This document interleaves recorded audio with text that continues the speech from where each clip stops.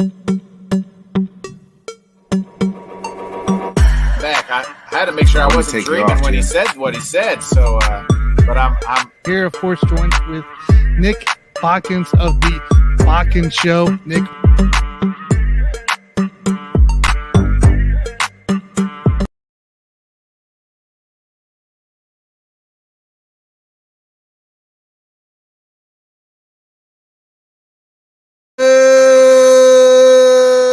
Good evening, everybody. Welcome to another episode of Buffoon and Bodkins. I am the latter half of that. Bodkins is here. The Buffoon is going to be joining us a little bit later.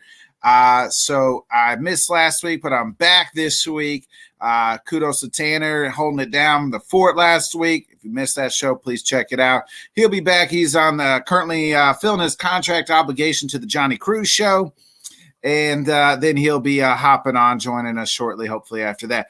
But as you know, we're always joined every Monday by certain guests. We're going to talk a little hockey. Guess what? Because I don't really know a whole lot about hockey, and I enjoy talking more wrestling with this guy, we're going to talk a little wrestling too. So we're going to talk a little bit of everything. Welcome to the show, as always, Jim Biringer. Jim, what's up? Tanner just going to ruin our wrestling talk because he's just hopping on because he wants to talk hockey. And let's talk some wrestling. You know, but we'll talk hockey and wrestling. So, Jim, I know it is the NHL Trade Deadline. What moves have been made? What moves are we expecting to be made? All right, so there's a lot of moves that have happened already pre-deadline. Obviously, let's start with the big one. Timo Meier goes to the New Jersey Devils. That happened yesterday. Got the text around, I want to say about 4:45 Eastern time. That deal didn't get finished till about 8 p.m. Eastern time because of all the pieces. It was like 9 players, bunch of picks, a lot of things going back and forth. But Timo Meier, if you look at trade bait boards, if you looked at Full Press Hockey, I had him number 2 on my board behind Patrick Kane, who I feel was number 1. A lot of places had him number 1. One of the top 1 or 2 picks on the trade bait board goes to New Jersey. Power forward, goal scorer, 30 goal scorer, something the Devils need. After that, we see Tanner Jeannot go from the Nashville Predators to the Tampa Bay Lightning for 5 draft picks and Cal Foot. I'm like, wait, Tanner Jeannot, this guy gets 5 pieces in a deal? Look, I know what Julien Brisebois is doing. I get it. These draft picks are not going to help this team now. They're probably not going to help this team in the future. They want to keep winning. Okay. But they still gave up a lot.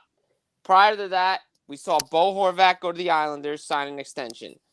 The Rangers, they picked up Vladimir Tarasenko, Nico Mikkola, and Tyler Mott. And the Rangers, caveat, the Rangers are still in on Patrick Kane, and that's the only place he wants to go to. And it's probably going to happen either tomorrow or Wednesday because they moved out money with Vitaly Kravtsov going to Vancouver. Jake Leschyshyn cleared waivers, and a bunch of other guys cleared waivers to make the money work. They're playing cap gymnastics here. What Go happens ahead. if Patrick Kane doesn't get moved from Chicago? Because I know he's talked about not playing and threatening to sit out. Is this something that would take shape? I mean, he's probably going to play the rest of his contract out this year. I mean, what is he going to do? Miss the last 20 games or have hip surgery? I mean, we know he has a lingering hip issue, so maybe he decides, hey, I'm just going to have surgery. I'm going to be a free agent in the offseason anyway, and I can sign wherever I want. I'm guessing, like we saw with the San Jose deal to New Jersey, the law of diminishing returns is going to happen. Chicago's not going to get what they want because it's only one team. And we know, as we've seen in years past, like last year at the trade deadline, Claude Giroux's like, I want to go to Florida. This is the only place I want to go to. Make it happen. So you're going to have to take what the team offers to get the player out of there. Kane has yet to officially put pen to paper about waiving his no movement clause. We know he wants to go to New York. We saw the quotes come out after Tarasenko went to the Rangers. He was upset. The Toronto media tried to get him to say the same thing when the Maple Leafs traded for Ryan O'Reilly and Nola Chari because Kane was linked to the Maple Leafs as well. Oh, by the way, the Maple Leafs also picked up Jake McCabe and Sam Lafferty from the Mhm. Chicago Blackhawks today. So, look, Toronto is positioning themselves to get out of the first round this year and maybe make a deeper run. If they don't do it this year, big changes are coming in Toronto. It's a big expectation for Toronto now, though. Going to play like they have to make a deep run. Well, all the moves they made to get O'Reilly, to get Achari, to get Lafferty, to get Jake McCabe, and like Lafferty to me was going to be a great player wherever he went because he was a physical guy, a nice bottom six. Toronto shored up areas they needed to. Maybe the only other area they maybe need to get is a goaltender because Ilya Samsonov, Matt Murray, do you trust them come the playoffs? I think that's the only weakness they have right now. But I like the addition of McCabe. And plus, you get Chicago to eat 50% over the next 2 years. Even better, because Toronto now has them for 3 playoff runs potentially and helps their salary cap going forward. Boston makes moves to get Dmitry Orlov and Garnet Hathaway, 2 guys that are perfect Bruins. I mean, the way these guys played for Washington, you plug them in Boston, great pickups. I mean, Chicago picked up Nikita Zaitsev as well from Ottawa, but that's a cap move. Again, Ivan Barbashev goes to Vegas. We knew he was on the move. Again, a player the Devils looked at. Devils are looking at Max Domi of Chicago, too. A bunch of other teams are looking at him as well to fit in. Look, a lot of big names have gone already. The trade deadline's Friday. As I joked yesterday on Twitter, and I again said it today, I had to check my calendar to see if it wasn't March 3rd already with all the trades that went down. Nope, it's still only February. Is this one of the most active trade deadlines? Like pre-trade deadline, I guess? This is the most active pre-trade deadline I've seen in a while. Usually you get 1 or 2 moves. Right. Maybe you get the more moves maybe a day or 2 before the deadline. But to see this many moves happen so far in advance, it tells you that teams want to win and position themselves right now. I mean, you look at the Eastern Conference, the top 6 teams have all improved. Mm-hmm. Devils, Rangers, Boston. Carolina really hasn't done much. They have cap space to play with. They're probably going to look to add a player. But the Islanders have made moves. Toronto's made moves. Tampa made moves. It's a gauntlet in the Eastern Conference right now. Oh, it's going to be insane. It really is. Jim, is there a team that's like kind of set themselves apart now? Like went and acquired like that big name, or is there a team that's like, hey, we went all in? I know you mentioned Toronto, but like they have not been that team. Obviously, like they're just trying to get past the first round because they haven't done it in like 20 decades or whatever. Is there like 20 decades? Is there a team though that's has pushed themselves forward? Is it New Jersey with the trade they made?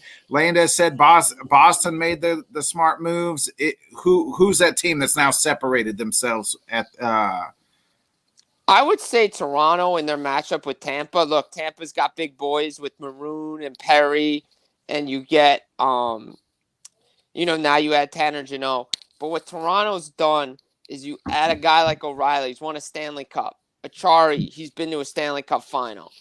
You get a Lafferty, you get a McCabe. Like, you've addressed areas you're tougher to play against, and that's been what Kyle Dubas has said over the last couple of years. This team needs to be tougher to play against. We need to be harder to play against. The Maple Leafs have done that, and they've separated themselves because Kyle Dubas he doesn't have a contract extension yet. However, if you look at the Metro, the Devils have separated themselves from the teams there because they identified they wanted a top 6 scoring winger that was controllable. They identified since last year they wanted Timo Meier. The players, the captain was involved in this. Nico Hischier, according to Tom Fitzgerald, got in his ear and said, look, you're going to go get Meier. He's a good player. We can use him. He's going to help the team. They identified their need. I know the Rangers made the move for Tarasenko. I know they're going to get Kane. But the way the Devils play, they have a little bit of an edge to me, breaking the game down, than the Rangers do. Yeah, they have the sexy names. Yeah, they're going to have the firepower. But they play an East-West game. The Devils, their bottom 6 guys play a north-south physical game. And I'm still not sure on that goaltender the New York Rangers have because he's been shaky lately. Again, they still have to match up. but the Devils went out and got the big fish, really a big shark, because they needed it. So, go ahead, Tanner. So one of the guys outside of Kane, Jacob Chikrin. I knew I was going to botcher it. Jacob Chikrin from Arizona Coyotes is looking to get out as well. He's probably the next one behind Patrick Kane on trying to be a big piece for a team. But the GM here is out here looking for 4 assets in return, a first round, something else in the first round equal to. Like, is this a move that's probably going to be made, or is Jacob kind of stuck in Arizona? If I'm Jacob Chikrin, I'm telling Bill Armstrong, whatever deal you get, make it. Because I've been sitting for close to 2 weeks now, 7 games. This has to come to an end. Either he has to get back in the lineup or they have to trade him. And with all these other trades going on, Chikrin's going to be like, what is going on? Like, I understand he's got years left on his deal, and Bill Armstrong can hold on to this guy. He doesn't have to trade him at this deadline. He doesn't even have to trade him in the summer. He can trade him whenever he wants. But I think the fact that he was held out of the lineup for trade-related reasons over 2 weeks ago on a Saturday night. LA is the team that Chikrin's been linked to, so is Boston, a couple other teams. The fact that the deal didn't get done and now he continues to sit, it's going to be a PA issue soon, because not only does it hurt the player, but it hurts the team acquiring the player because the player hasn't played. And a guy like Chikrin, who's injury prone, he comes in, he gets hurt. Now he's not there for the playoffs. And that, I understand you want to protect the assets, but guys got to play. Similar situation we're seeing in Columbus with Vladislav Gavrikov. He's been out for trade-related reasons, close to 7 games as well. At what point do these guys just have to go into the lineup and be like, okay, if they get pulled midway through a game, it's not unprecedented where it's happened. Matt Duchene was pulled when Nashville was in New York. He got pulled off the ice because the trade happened. Hey, it happens when you play. So what? At least you're playing, because then it helps the team you're going to. Luke Schenn, a similar situation. But, again, Luke Schenn in Vancouver, his wife's pregnant, so that's a different situation. But he's been held out of the lineup for trade-related reasons as well. Nick, do you have anything earlier? Now you kind of answered, kind of asked my question, Jim. From the trade picks, how important are picks in hockey? Because you see it in the NFL, picks are pretty important, especially those first round, second round picks. You get into the third or fourth rounds, they still mean something. But then you look at NBA where we are seeing 6 second round picks go to a team. So it's like those picks don't mean shit to those to that. Is it like that in hockey, or is it like in football where picks actually mean a little something more? So it depends on what you're doing, right? So New Jersey's been sellers recently. And if you look at San Jose, they're in a similar situation. You want to stockpile your draft picks because, you may not use all of them, but you can use them in a trade to get better later on. And that's what New Jersey's done over the years to get John Marino or Jonas Siegenthaler. They've moved picks. You can find guys anywhere in this draft. It all depends on how you develop them in your system. First-round picks, second-round picks are more important. Third-round picks are important too. New Jersey had a bunch. They've hit on a lot of their first-round picks. They've hit on a lot of later-round picks as well. The picks are important, but like I said, with Tampa, if you're in a team like them who is still in win-now mode, still in contention, as Brisebois said, their general manager, these guys are not going to see the lineup for a very long time, if ever, and they're never going to help this team. Hence why he trades 2025 draft picks, because he believes at that time his team's going to be in contention still, and there's no reason to think they're not, because all those guys are in their prime, and this team is loaded to continuously win. Now, if you're a team on the other end of the spectrum, like Chicago or something, like the Blackhawks, you're going to want first-round picks, because maybe you can trade one of those first-round picks to get a player to come in to accelerate your rebuild, or draft players, especially in a draft like this that's coming up, a lot of high-skilled talent. you can help your rebuild even more. We're talking a lot about the Eastern Conference making trades, but we look here, not much of the Western has technically bought any assets to improve their teams. Does this cause issues for the Western to compete when it comes, title time? Look, I agree. I think the whoever wins the Stanley Cup's coming out of the East. I think the favorites, the Boston Bruins. Obviously, Winnipeg, because Cole Perfetti is going to be out a while. They made a move to get Nito Niederreiter. Vegas improved with Ivan Barbashev. But other than that, the West really hasn't done much. We know Edmonton's looking for a defenseman. We know LA's looking for a defenseman. Dallas and Montreal traded yesterday. Dallas sent Dennis Gurianov to Montreal for Yevgeny Dadonov. Yep. Again, a small two guys that are struggling, change of scenery. But outside of that, Colorado's made a depth move to get Jack Johnson back. They're still in the mix for a second-line center. You look at the bottom of this Western Conference. Nashville's a seller. St. Louis has sold off assets. We're waiting for more assets to leave Vancouver. Arizona, San Jose, Chicago, and Anaheim are the teams to watch at the deadline. What players are going to get plucked from those teams to help contenders? Is it going to be in the West, or is it all going to be in the East? I know Jacob Chikrin's been linked to LA, Edmonton, Gavrikov, Edmonton, Joel Edmondson, Edmonton. So what's Vegas going to do? I feel like they have another move up their sleeve. Carolina, I feel like, is going to do something. They have cap space. Look, the East is a dogfight. If you looked at the standings last year in the Eastern Conference, we already knew the 8 teams. Yeah. This year, we know one matchup, and we know the Bruins and Carolina are going to probably finish 1-2 in the conference. Outside of that, we really don't know who the wild cards are. Everybody's bunched up. In the West, the same thing. The Central, the Pacific is so tight. Teams we thought were going to be there are not there. Who would have picked Dallas and Winnipeg to be in this fight? Minnesota's right there. Colorado's struggling with injuries. It's a great year because we just don't know who the teams are that are going to get in. And that's what makes it exciting. And that's what makes this deadline so exciting.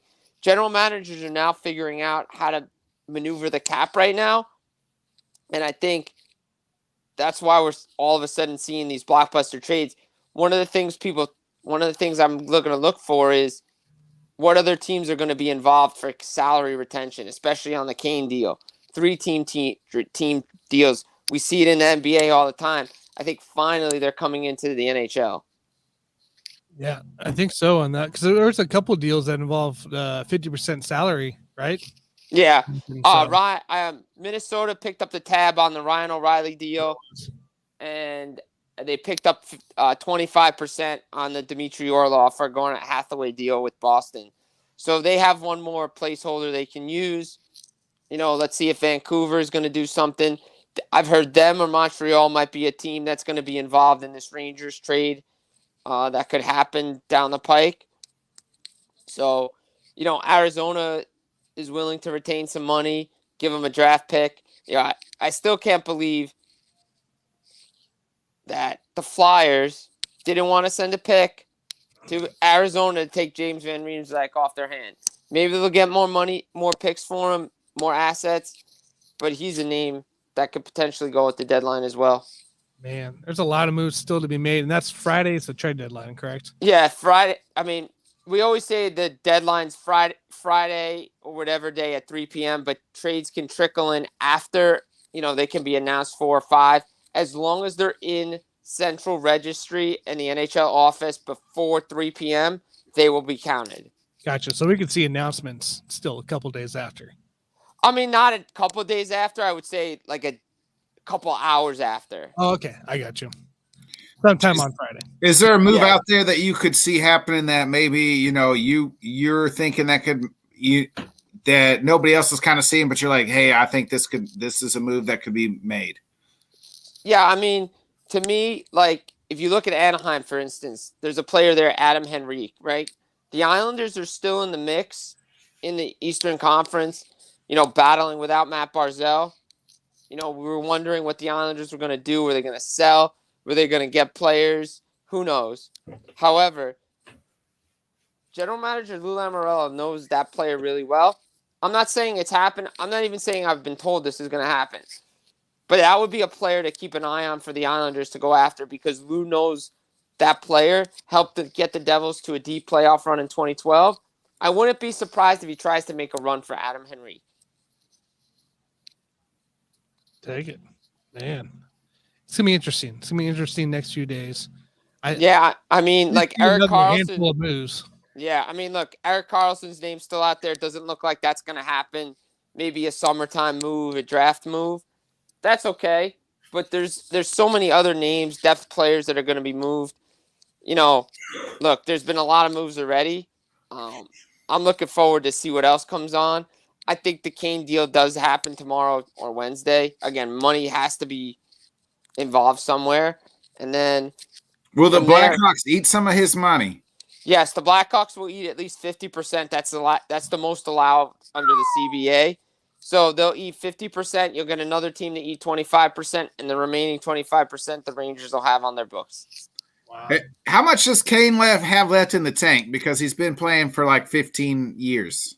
I mean, I think he's still got another 1 or 2 good seasons left in him. I mean, after everybody doubted him, after everybody said, oh, he's injured, he went on a heater. I believe he had 7 goals over 10 game span. He was lighting it up. Him and Max Domi had been on fire before Chicago held Kane out for trade-related reasons the other day. But he had been on fire. So, look, it's an end of an era in Chicago. Obviously, we know Jonathan Toews isn't going to get moved. He probably may never play hockey again, considering the illness he's going through. All the best to him. But it's certainly an end of an era in Chicago. How do you feel about that, Nick? There's a lot of end eras happening in Chicago. I'm not a Blackhawks fan, you know what I mean? But, I just know from obviously following all other Chicago sports. But, yeah, I mean, I would think Toews and Kane are up there as far as, Chicago sports royalty. I think, they brought two cups, Jim, or 3 cups to Chicago in a much needed time. So, so yeah, I think they're probably right up there in the top 10 or so Chicago Hall of Fame, like sports wise. I would agree with that. I mean, look, the Blackhawks, Kane and Toews, since they're come up. I mean, they made the Western Conference Final 2009, make a Stanley Cup Final, and win it the next year. Then they win it 13 and 15. I mean, that was a modern-day dynasty, those Blackhawk teams, before their new extensions kicked in for $10.5 million each.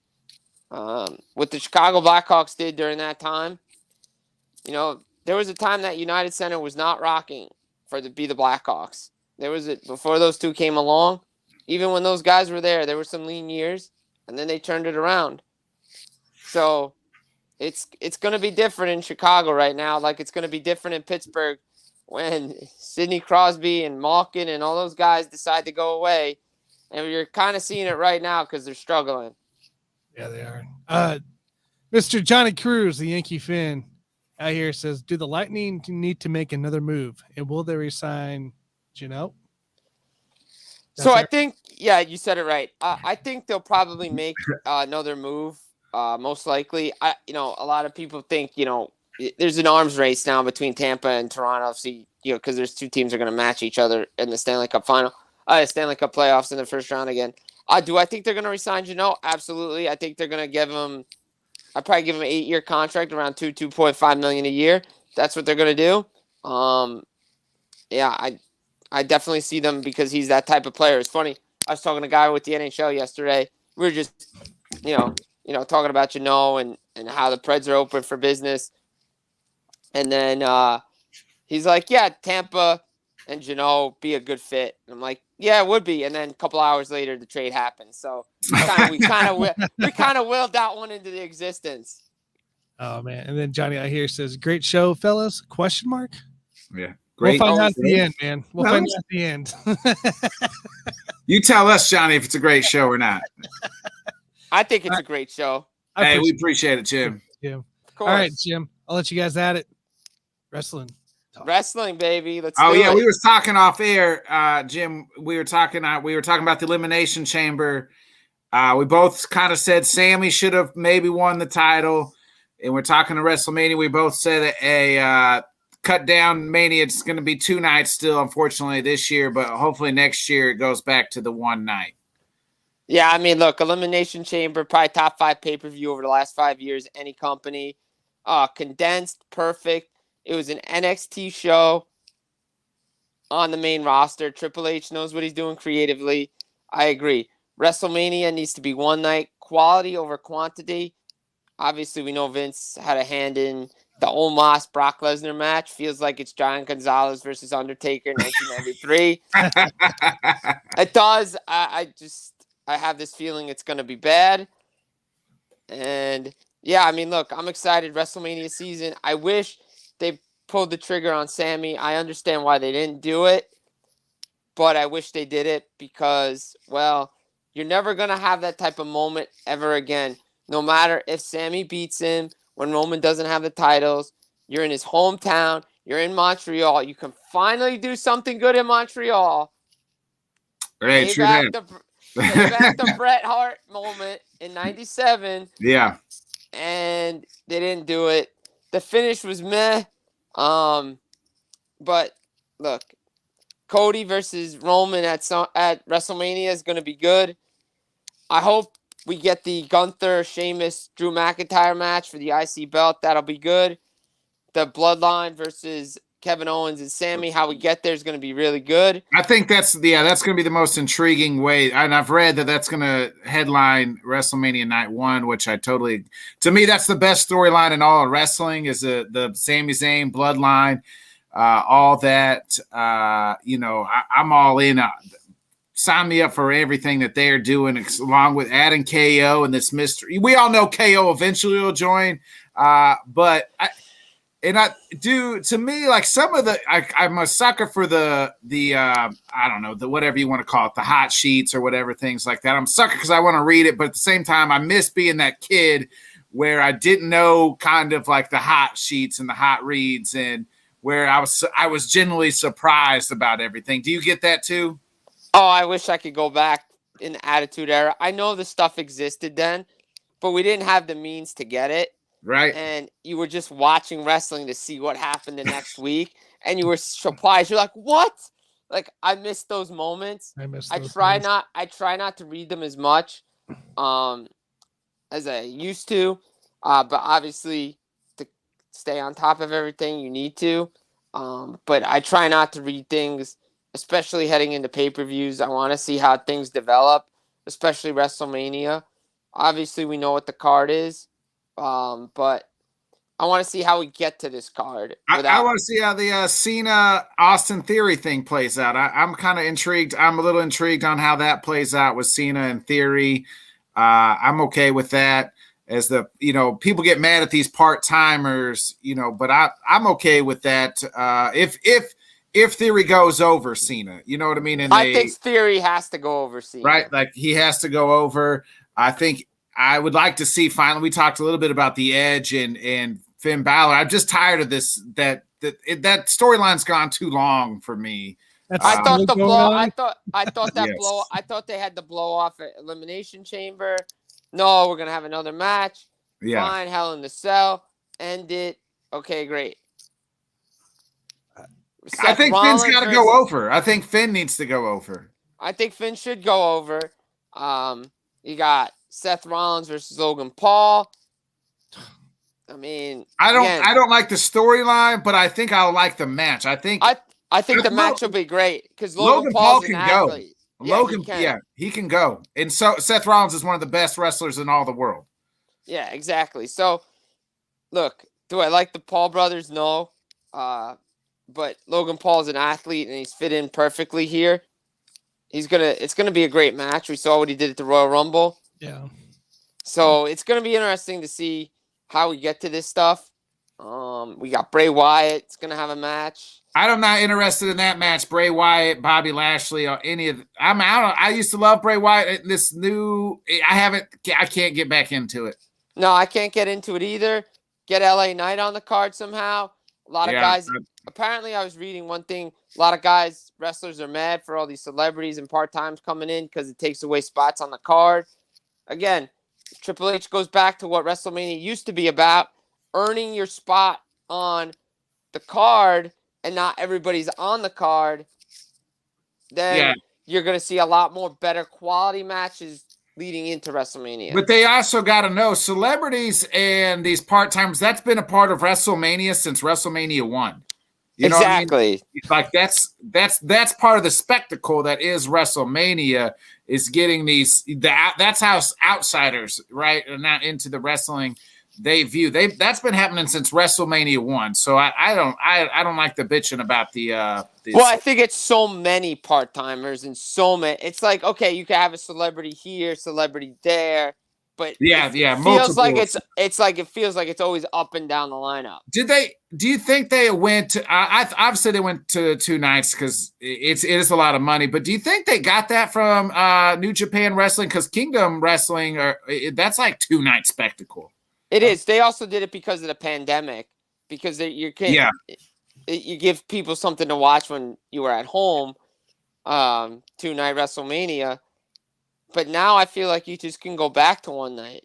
Yeah, I agree. I like the 1 night. I don't need 2 nights of. And the fact that it's 3 hours long, 4 hours long, both nights should just be WrestleMania. It should be 4 hours. Start at 7, over at 11. You're done. Yeah. Or if you're gonna do it, just make it 24 hours of wrestling on one day, right? Like, no, I'm good. No, bro.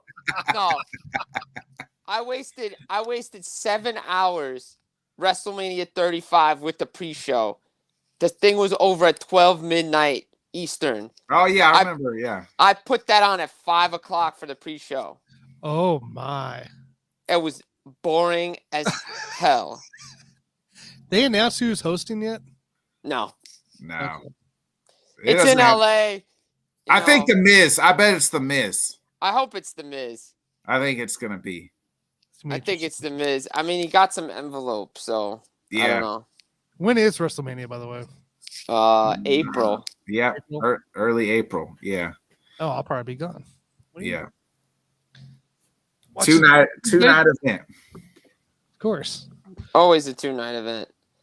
All right, Jim. I know. And you were right. The Miz is hosting WrestleMania. It is Miz? Yeah. I told you. Yep. That'll be interesting. I didn't even read I could just read it I knew picking up last week. I said, the Miz is going to fucking host WrestleMania. Absolutely. He ain't got a spot on the card. He's Mr. Hollywood. I said it fits. It fits.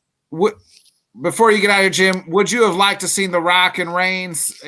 That was alluded to at one point. I would have loved to have seen it, not for the title. Yeah, same. Look, they would have done it for the title.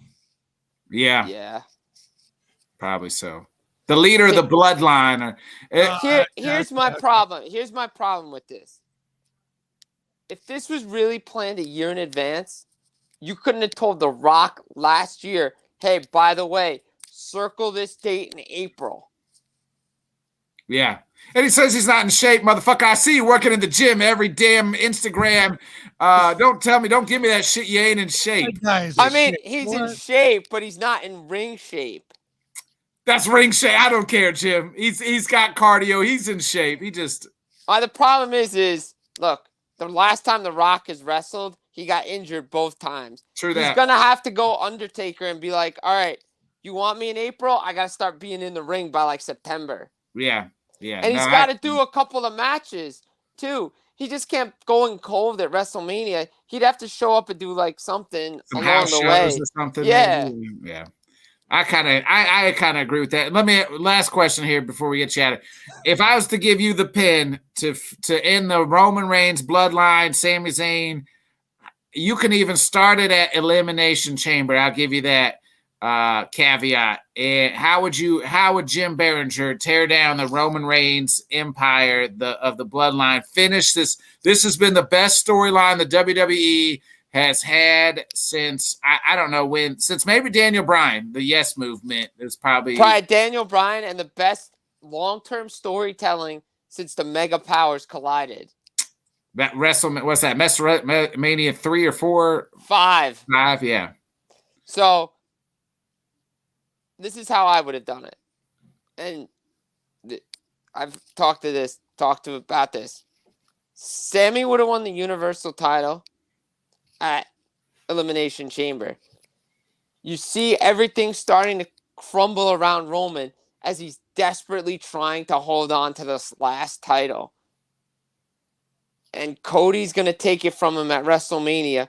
There's little things along the way, but Reigns is trying to get out of everything just to hold on to this last piece of his kingdom as the titles and this bloodline start to go everywhere, because he knows if he's the champ, he controls everything. But with Cody, now Sammy's got a title. We don't know what Jay's doing. What happens to the tag team belts? Like, things are starting to crumble. How does Roman keep it all together?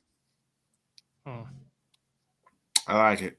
Right? I think it'd been cool if Jay would have cost Roman, like when he got in the ring and then Sammy like rolled him up on just a quick 1, 2, 3, win the title that way. That would have been cool. And then absolutely, maybe you could have had Jay and then you could have really had Jay and Roman go at it again, which, you know. I think they're going to get back to that somewhere along the way. Yeah, it'll be interesting. Well, I appreciate it, Jim. Thank you. Hey, Tanner, Nick, thanks for always having me on. We're going to recap a lot of stuff that happened last week, too, for next week. Definitely. It's going to be a big Monday show after this trade deadline's done. So big time, as we recapped a lot tonight, too. That's true. Yeah, there was a bunch that happened this weekend. So, yeah, Jim, a lot of stuff. You.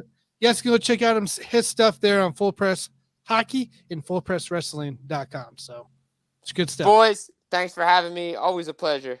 Thanks, See you, Jim. brother. We'll talk next See you, week. Jim. Later, boys. See you. Jim Biringer, everybody. Great guy. Now, while we wait for Mr. Jonathan to get done with his practice, you know. We're covering the NL West, right? I did my homework. NL West. Right. NL West preview coming into play. We'll talk a little about the rule changes as that's been going on during spring training with Jonathan as soon as he is done with practice. So, Nick. What up? We got conference tournaments starting Saturday. Can you believe that? We're already here entering March Madness into play. Is there a team that you like? Who's your favorite? I just was curious. Who's your favorite in the NCAA world right now? Like, who I think is going to win it all? Yeah. Man. I was high on Purdue for a little while, but I think people have kind of figured them out. I just, because I liked Zach Edey. I'm a big just because that's the position I played. So I love post players in general. And he was just, you know, I don't know. I think Tennessee's pretty nasty. I think they can cause some trouble. I think Alabama's off the court troubles is going to catch up to them eventually. You think so? I do like your Kansas. I think Kansas can make a nice deep run. I think so too. I'm just worried that we're going to get stuck in a situation where we have to shoot a bunch and then we get ice cold. Yeah. And that's legit. My biggest concern for this KU team is we've seen it middle of the season here in the Big 12 play where we had to shoot and it did not go well for us at all. It ended up on a 4-game losing streak, I believe. So watch out. See the rankings here. I'm kind of high on UCLA too. UCLA's got them same guys that they made that run with a couple years ago. Yep. A lot of those guys are still there. So watch out for UCLA. My 3 big ones is because UCLA did prove it kind of last on Sunday with that victory, or yesterday, I guess, with that victory over Colorado, coming behind and then staying with it there. I like Tennessee. I like Marquette. Shaka's got that team rolling over there, Marquette. How come Shaka is so good at like small schools? I don't know. Texas and didn't do shit. Less limelight, less pressure. Maybe he doesn't have the boosters breathing down his freaking neck all day. Yeah. You know, whatever it may be. I like KU. But even though Tennessee is down there at 12, I like Tennessee just for the fact that they've got some big guys down there. I like Kansas State too. Watch out for Kansas State. I think I like these veteran teams that I think guys they've that have been started around. showing I think it's similar to like Purdue with K-State right now, where they've shown their hand and you can see the way to beat them. You can see that they're not as great as they look to be for so long in the season. You know, they had that big loss against KU after that 1-point win previous matchup, and you saw them kind of get beat a few times like that. And there's definitely some weaknesses. They will make a push. I'm not saying K-State is not going to be this team that doesn't push. They're going to make a push. There will be a threat to a lot of high-seeded teams, but I don't know necessarily in the favorites. It depends on where they're seated at, though. You know what I mean? Like that's the thing is, you know, that's the thing is if you're where you go and where you're seated at. Also, watch out for Miami and Indiana, and two more teams that veteran-laden teams, guys that have been around a while. Gonzaga just beat St. Mary's this past weekend, so you know Gonzaga. You know, Mr. Teme is still out there. I mean, I feel like he's been playing college basketball for 40 years, but it does feel like it does. You know, between him and what's the mustache, you know, it's like I feel like they just got the same player over and over and over. Yeah, they always got a good white guy that's you know can and can shoot. Yeah, Drew Timmy. So I like Miami for sure, even though they had a dumb loss on Saturday against Florida State on the last. Got such a dumb loss. They shouldn't lose those games. Kind of maybe cost them a 3 right there. Texas A&M is another team I like going. You know, possibly upsetting a few people. They beat Tennessee this year. They beat Kentucky, but they lose these dumb games like Mississippi State happened here this past I guess what was that, Saturday? I want to say it was. So it was just dumb losses, but they are a threat. They can play down low. When they're hot, they can definitely be a threat. I like Texas A&M as being a potential upset kind of team. So. Real quick, before Jonathan chops on here, we got Johnny asks us, "Are you a fan of the one and done?" Yes. I don't really know. No, I'm not. I want the skip college and go to the NBA. I don't want those scouting guys going to the teams for 1 year. So you think either NBA? So let me ask you this: if they go to the NBA, how long should they stay in college for then? I think it should be like the football rules. It's like 2 years, I believe, for football. You got to be out of high school for 3 years, I think. 3 years? Okay. Yeah. So I'm not saying 3. I'll say 2. I'll say you have to be in college for 2 years before you can leave NBA, or you go straight to the NBA or the G League or Europe or whatever the heck you want to go. I don't believe in the one and done rule. I think you know what's crazy is I don't really like the one and done rule. I get why kids come to college, go straight to the NBA. It's all about money. Now it's a little different, I think, with NIL deals. Yeah. I think where we could hopefully see some of these guys stay. We've already seen it. We've already seen on guys, you know, end up staying for a couple of years. Alabama had a couple of kids do that. But the problem is,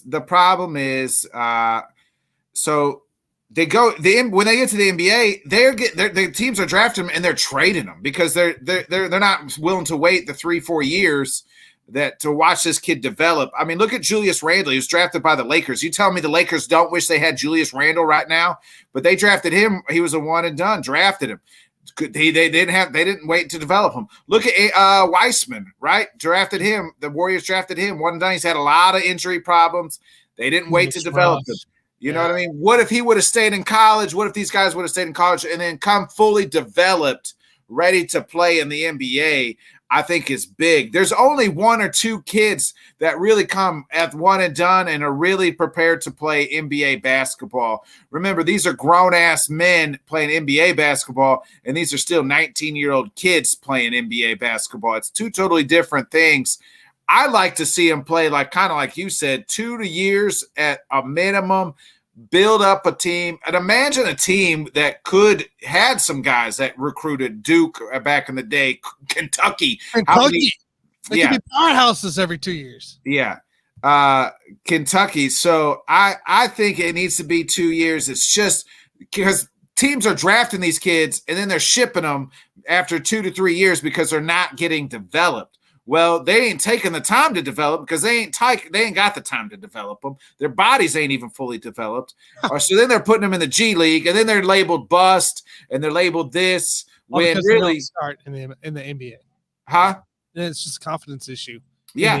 Let them come in fully developed and ready to play in the NBA. That's why rookies in the NFL hit the ground running a lot of times because why? Because they're fully developed. They're ready to play. NBA is a little different. It's a kid. They're still young kids playing in grown-ass man's league. And it's not like, 12 on 12 or whatever. It's 5 on 5. Yeah. Yeah. I mean, there's few of them that have come in, but I mean, for the most part, even straight out of high school, there's not a whole lot of kids. You're talking talent level, like, Joel Embiid would have started right out of the bat if he didn't get hurt. Andrew Wiggins, for instance, came in. Even Andrew Wiggins. Look at Andrew Wiggins. How long did it take him to develop into somebody that we all kept saying? You know what I mean? We all kept saying. They called him the next LeBron, which I think was an overstatement. But it took him a lot of time, and it took him to finally go to the right situation. Yeah, well, which is a lot of players, though, for him. Yes. A lot of NBA players can say that in the end. So, all right. Not to be the one and done. Exactly. No one and done. Then they have to pay them after 4 years. Yeah, that's true. So, all right. Let's do it, guys. We got lots to talk about here with the man, Jonathan Grishman. Jonathan, what's up, dude? How's it going, guys? Good. What's up, Jonathan? How's all those bombs doing? How are the girls? I mean, they feel okay? Did you get tested today? They're on cloud 9 right now. Those girls, all the home runs we hit this weekend, those girls in high school right now, they're doing really well. I'm very proud of what they did and what they're continuing to do so far. That's the hard work they put in for it. Yeah, did the league have to come in, test them for today? Sure actually, one of my girls did get drug tested. I actually did. Hey, what did you feed them? This special, smoothie or before the game or, you gotta get some swamp water in them. Get some Louisiana swamp water out, Get it shipped out here from New Orleans for them. Hey, it's just hard work. That's the key about it. We teach them and we work with them, and they buy into it, and it's what they achieve is what they achieve for it. So I mean, I'm just proud. I'm proud as can be that what all my girls. And not just the 3 that hit home runs, but the other girls who've been competing this weekend. It's amazing to see. As you should be. That was some cool stuff that I ended up looking, seeing all the pictures, and I was like, that's what I'm talking about, hitting those bombs. That's what I like it. All right, man. We'll start talking here a little baseball then, getting into play. So before we do the breakdown, because it usually takes just a little longer, let's go over these, some of these rules here. And I know you have some thoughts. I have some thoughts. I'm sure Bodkins always has some thoughts. No, Jonathan, what do you think here? Let's start with the bigger bases. The bigger bases. Turn on that. That's fine. We can start on that. The bigger bases. I don't think they're going to play as much of a factor as what some may think. Again, you're adding a couple of inches to both bases. It does shorten the base length a little bit. It does, provide a little bit more. In the aspect of safety, okay, I get it. Buy into it, sure, whatever. Their thought is, well, they're going to entice runners to steal bases a little bit more. I mean, it's still. These catchers are throwing 1.8 pop times, 1.85, 1.89, 1.90. I mean, that's top level. So I mean, again, you're splitting hairs on stolen bases, saying that's going to increase or going to entice guys to steal bases. I mean. The thought process is still, well, stealing bases is not mathematically what we want if you're talking about the analytics side. So you're telling teams, hey, analytics means so much, and then you're going to go, all right, we're going to increase the bases to try to get y'all to do the opposite of what your analytics say. So I don't the bigger bases. I kind of feel like it's a little bit overreach to say that this is going to be a big factor and change some of the thought process. in how we do things. We're not going to see Ricky Henderson stolen base numbers ever again. Ricky's got that for life. Yeah, I mean that is what we want. Lou Brock, we won't see those numbers anymore either. I mean, will we see about 40 stolen base guy? Probably. Well, there's some guys who get on.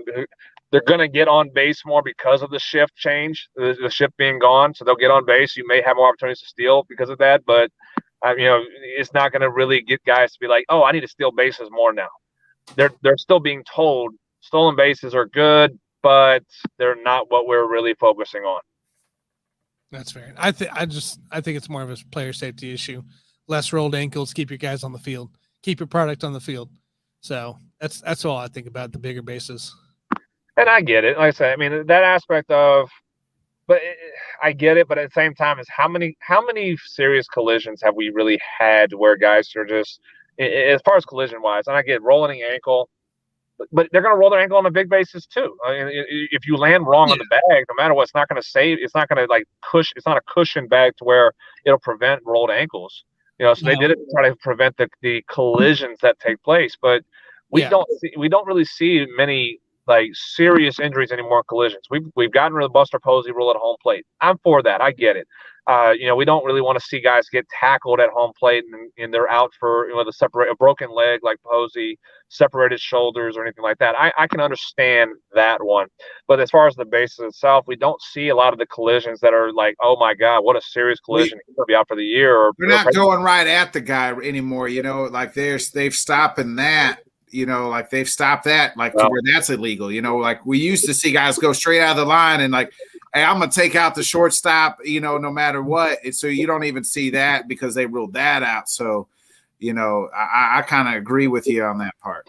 Yeah, I mean, we don't see Albert Bell like shoulder blocking the second baseman anymore either. So, yeah, I mean, so I said I think it was an overreach with the bases. Again, they try to sell the fans, oh, this is going to increase stolen bases, but I don't see it that way. It was a player safety call. Sure, I'm for it, but how much of a difference is?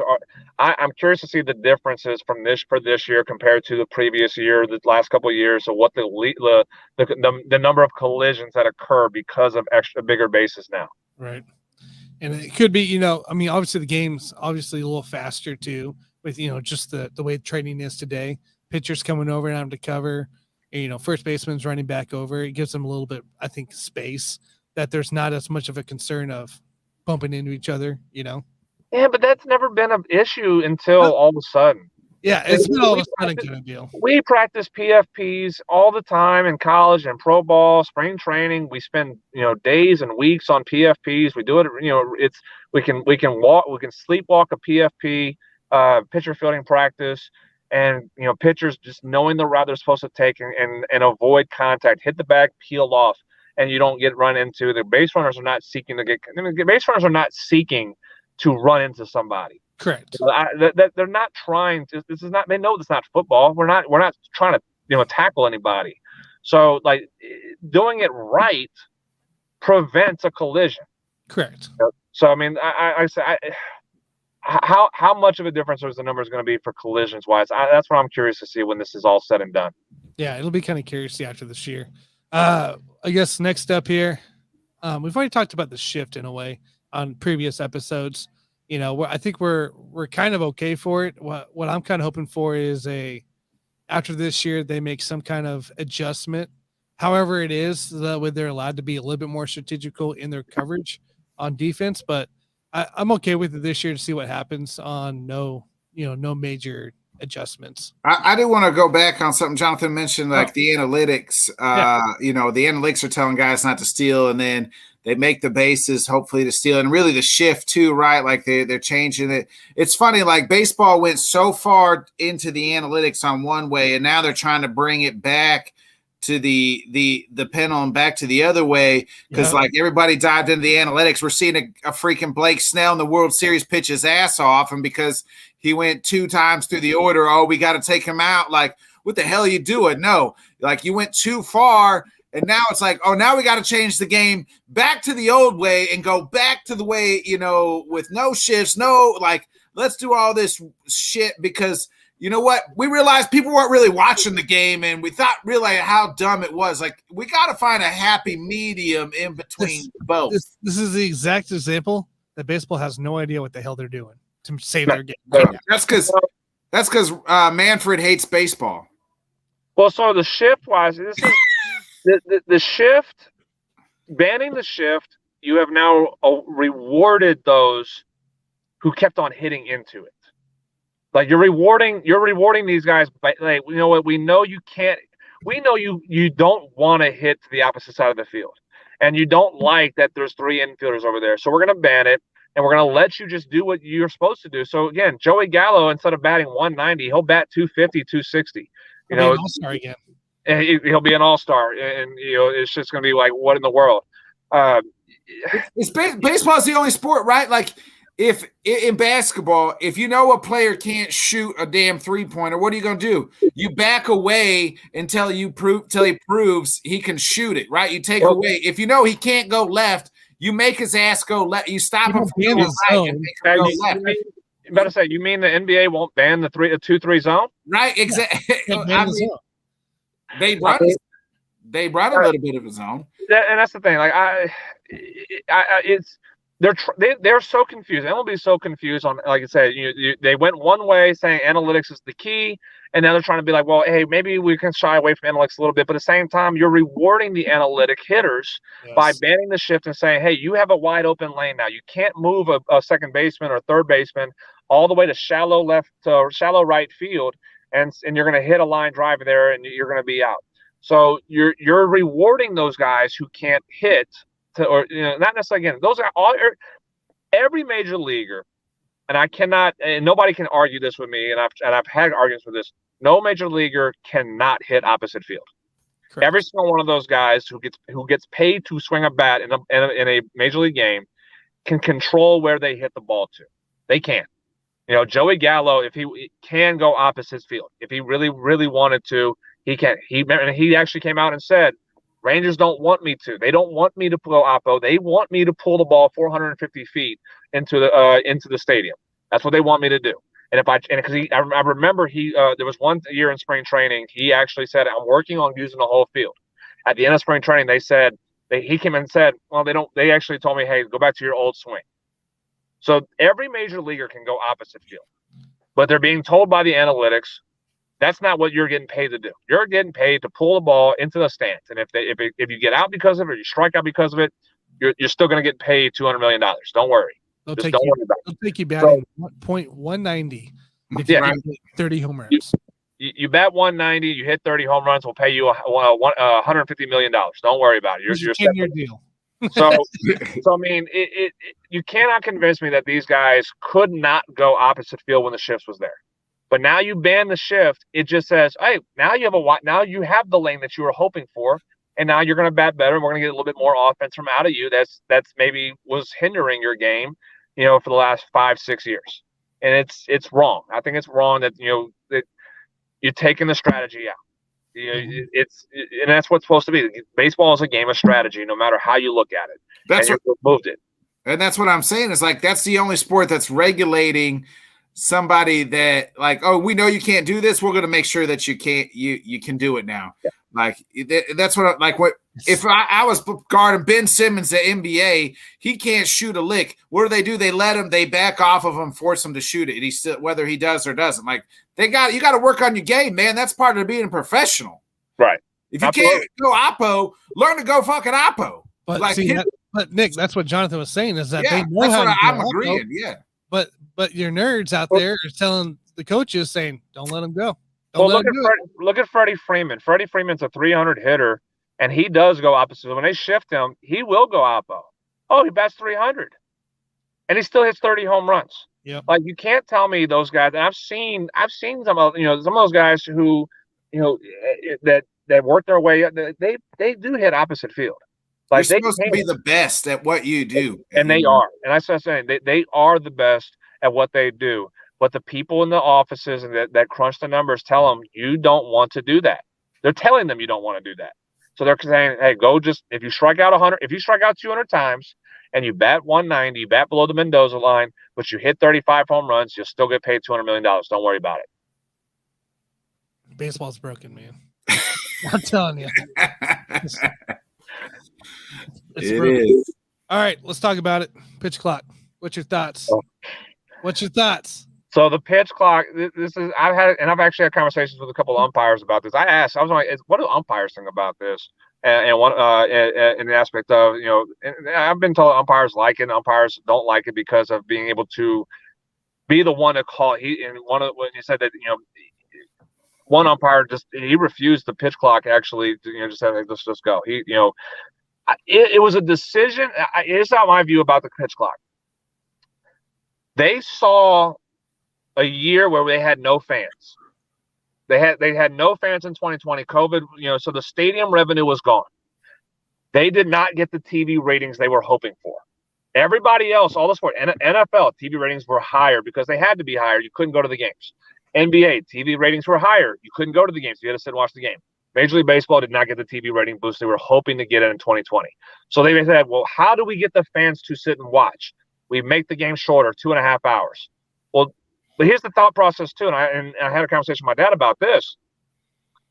If you go to a ball game, if you go to the stadium, and you're there for 3 hours and 10 minutes, you're buying food, you're buying drinks, you're buying souvenirs, you're buying a lot of stuff.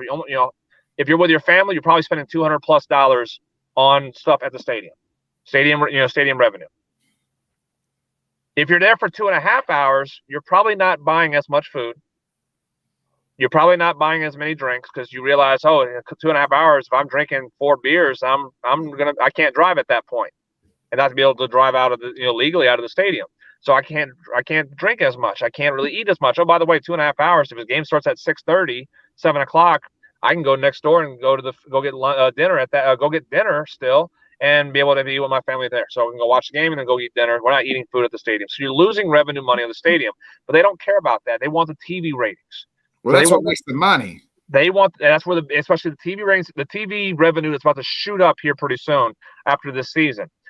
But they knew they didn't get the ratings they were hoping for when nobody could be in the stadium. So they went ahead and said, we're not worried about this. The diehard season ticket holders who are spending money in the stadium. We're not worried about the diehard fans who love watching a game or listening to a game on the radio. I still do. I listen to the game on the radio. I love listening to the game on the radio, and I will listen to a ball game. I'll listen to 15 innings on the radio if I had the option to do so. I love listening to the game on the radio. They don't care about the fans who will sit for 3 hours and will listen to the game for 3 hours.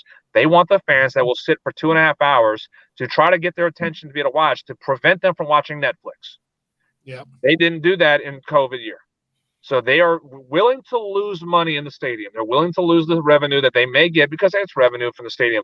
But the big money is the TV contracts. So they're shortening the game for the aspect of that. Well, guess what? Here's my issue on the pitch clock aspect of it. You had the Braves. Two issues I had with the Braves Red Sox game on the beginning of the spring training.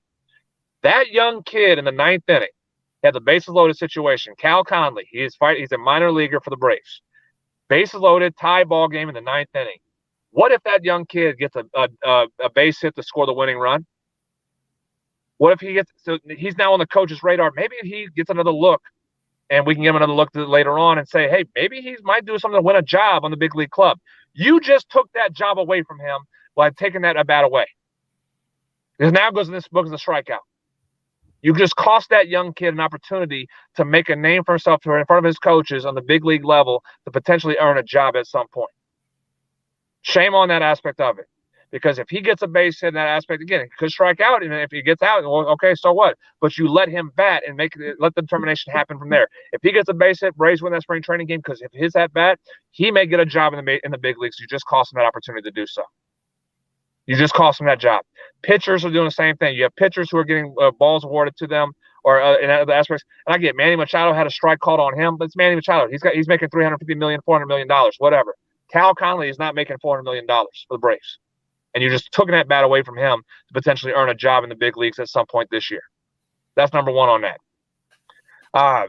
Number two, Jonathan, real quick. I got the. I can share it, right? I got the video that shows this. That'll help kind of explain the point too. Yeah. See here. There we go. Yeah, I mean this. You can see here. Bases loaded. And nobody knew. I mean, again, nobody really knew what was going on either. I guess it was the first game that this was going to happen, but you took that at bat away from that kid who's trying to earn a job in the big league level. That's wrong. That's absolutely wrong to do so. But this is where it's the same thing on the NFL side when they do the preseason. This is where the umpires set their tone for the season. They make sure that it's overly aggressive, just like all the preseason games are in the NFL, that this is the standard, this is what we're looking for, or else this is going to happen. And unfortunately, it happened to a kid trying to make a roster spot. Mm-hmm. Yeah. You know? And that's what's wrong with this. That's what's wrong with this. And again, the other side of it too is this. It takes more than 8 seconds to process what your at-bat is pitch by pitch. You have to think about each pitch that you're going to see. You're not going to see, here's 0-0 fastball, 0-0 fastball, 0-2 changeup, 0-1 change. It's not for sure. You need time to think about it. You can't have more than 8 seconds to step out, process the pitch, process the at-bat, know what you're trying to do, and get back in the box and do it. 8 seconds is not enough. You got to. Everybody's like, well, if he's just filling those batting gloves and doing this and kicking dirt and hitting his cleat with his bat, that's part of that's a small blip of what takes place outside the batter's box. That's a small blip. And if people who are creatures of habit, I was no different. I stepped out of the box. I take a look at the field. I take a practice swing. I hit my cleat. I step in the box. I tap the plate, and I go back at it. It was more than 8 seconds every time. I could not play in this era with this. I couldn't because I would be called strike. I would never see a pitch. I would never see a pitch. I'd be struck out on 3 straight calls because the umpire would call me out. Because again, you need more time to process what you're trying to do. I was very psychological thinking about each pitch, and before the at bat, and then in the middle of the at bat, and then when I got in the box, the thinking went away because I was already prepared now. Yeah. I think there's adjustments that need to be made, obviously. Yes. I think it's the right idea on shortening the game. The people you're going after for viewership is your younger generation that can't concentrate 2 seconds on one thing. So the right way to save your game, unfortunately, has to go this way, but make some adjustments. Maybe, obviously I think in season they'll be a little more lenient on stuff, but at the same time, it is the right direction to shorten these 4-hour games, but also make it, you have to have some kind of happy medium there. Tanner, how many games go actually 4 hours? Besides take the Yankees Red Sox games out of the factor. How many games actually go 4 hours? I went to a Brewers. I went to the Brewers. I went to five games that week. 3 of them went for 3.5 hours. And I love it. I love it. Like I love baseball. I love it. That's you, Jonathan, not everybody else. That's the thing. Not everybody with the deepest passion like that, know what I mean? And not everybody has dedicated their whole life to baseball and everything else. Like you would probably take a 10-hour damn game, but I mean everybody else out in the world, we got shit to do, Jonathan. I ain't sitting through no damn 10-hour damn baseball game. 2005, I think it was 2005. It was 2004, 2005. I remember it was Braves and Astros first divisional round game that went 18 innings. I watched every inning of that ball game. I did not walk away from my seat at the 18 innings that game went one. I watched every single. I will absolutely sit and watch a 6-hour ball game if I had opportunity to do games that fully matter like that, playoff games. Absolutely, okay.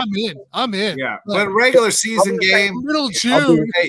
This is how I watch. This is how I watch the Cubs. I watch the first 3 innings, and if they're still tied, and I'm not pissed off where I got to turn the fucking channel yet, I'll take a nap. I wake up, it's the 7th inning, and if it's tied or close, and I'm not pissed off during my nap, I'll finish the last 3 innings. So I've got a good hour nap in there, especially on Sundays, midday games. Those are the best. You wake up, you watch the game, first 3 innings, you fall, take a nice little hour nap, wake up, and catch the last 3. It's perfect. So here's my question to you guys now. All right. Major League Baseball has said for years they want more action in their game. What better situation, bottom 9, 2 outs, bases loaded, for something action to take place, and you took that action away by the umpire calling. I don't think that's going to happen in the regular season. I don't think so either. It happens in college baseball. It's going on in college baseball. It's the same thing that's going on in college baseball. College baseball season's already in their regular season right now, and that's happening in college baseball. The LSU-Kansas State game ended on a called strike by the umpire calling a batter out for being taken too long. That is going to transpire in the regular season. I didn't know. I really didn't know college baseball had a time. Me neither. College baseball had it first, then it went to minor leagues. College baseball's been doing a pitch clock for about 3 years now. Look at that. The NCAA continues to ruin stuff. Now it's a little different. College baseball's, and I talked to my dad and a couple of umpires. The pitch clock rule is a little bit different in aspect of because I know the pitcher and catcher can the batter has to be aware. The pitcher and catcher don't have to be ready for the batter to be called for a strike. College baseball, the pitcher and catcher have to be ready as well. So, in almost in the same time, I know the pitcher and catcher has to be ready in 9 seconds compared to 8 for the batter. But the rules a little bit different in college baseball, but there is the similar rule of pitch clock that's going on in college baseball. And the LSU-Kansas State game this past weekend ended in the 9th inning on a called out by batter taking too long. It's going to be this is going to happen. So now my next question to you guys: how is the reaction if that affects the team's October postseason opportunity? Well, that'll be huge. Or what if a World Series game ends that way? Now we're talking NFL level of how the news with pass interferences, and all those roughing the passer calls. Right? I don't know. I mean, we'll have to see. Like, I hope it doesn't affect the regular season. I hope it does. Sure as shit. Pray that it don't affect the World Series. To get views, to get attention, negative stuff has to happen. Look at the NFL. We see the NFL. Your Saints, for instance, right? That Rams playoff game. Yep. That was huge, blatant. Nobody could miss that. And they did. They got the negativity. It brought a bunch of media. It brought a bunch of attention. And it brought a rules change. It brought a rules change, too. They changed the rule for after that happened to where you can review pass interference calls. Are guys in baseball going to adjust to this? Yes. But it's still you're still going to have a batter or two that's just going to get called. Manny Machado said, I guess I'm going to start with an 0-1 count more times than not. Yep. Because he's not going to adjust. He doesn't want to adjust until the older guys won't adjust. Until the Padres sit down with him and say, "Look, we're tired of you being with an 0-1 count to start off. You're going to need." We paid you 10 years, $500 million. So you better fucking get your ass out there and start. 0-1 ever bad. Now there is a strategy that I heard that minor leaguers, when they were doing this last year, minor leaguers actually with their at bat started, so they're allowed to call time once in their at bat. So when their bat starts, they get in the box, they call time immediately. Now they get a little bit of chance to kind of refresh and reassess themselves from there. But after that, then you're done. So, I mean, it just takes so much aspect out of what goes on to hit. And guys in the front office, and I hate that Major League Baseball Players Association, the Players Union, did not fight for this more. They did not fight against this. They didn't, I don't know if they really understood the ramifications of what was going to happen to the game. And again, is a shorter ball game better? Okay, for the generic fan, sure. For the diehard fan like me, no, like I said, I'm okay with a 3-hour ball game. Okay with a 3-hour ball game. I get that. The growing fan, the fan that they haven't quite got the attention to yet. They're not, though. That's the thing, though. I don't think they're going to. People don't understand the game. The people they're trying to reach out to don't understand the game of baseball. It's not like football. Football is just true. Football is true. Just straight entertainment. It is something cool to watch and it's entertaining. Basketball, it is something cool to watch and entertaining the entire time. Baseball, there's so many different things that go on that you have to truly understand what goes on in the game to enjoy the full aspect of it. The generic fan shows up, watches. Okay, I guess I'll clap right now because I think something good happened. I'll go get a drink. I'll go get a wave real quick, right? Yeah, sure. And then they don't understand the aspect of what's going on in the game. They're just there at the social event most of the time. Sporting events is social events. By the way, diehard favorite thing from the social event is when the ball gets hit in the air. Doesn't matter how far it goes. It's always going to be almost a home run. Yeah. Especially when it's top up to the first baseman. Especially when Chip Carey's calling games, with the Cardinals. It's so much entertaining for Chip to the ball fly ball deep. and it was caught by left field and shallow. So, yeah, I mean, they did it backwards though. You don't alienate the season ticket holder, diehard fans that will watch the game, that will watch game 1 of April and will still watch it in June, watch it in August, watch it in September, and continue watching it obviously through the postseason from there. You got to take care of those who are putting their hard-earned dollars in the stadium, and you still find ways to cater to. You get to the younger generation. There's different ways to do it, and they did not do it the right way. It's a lot of rules at once too. I think Johnny here. Can they tweak it during the season? They would have to wait till after the season. In this one, they couldn't tweak it during the season.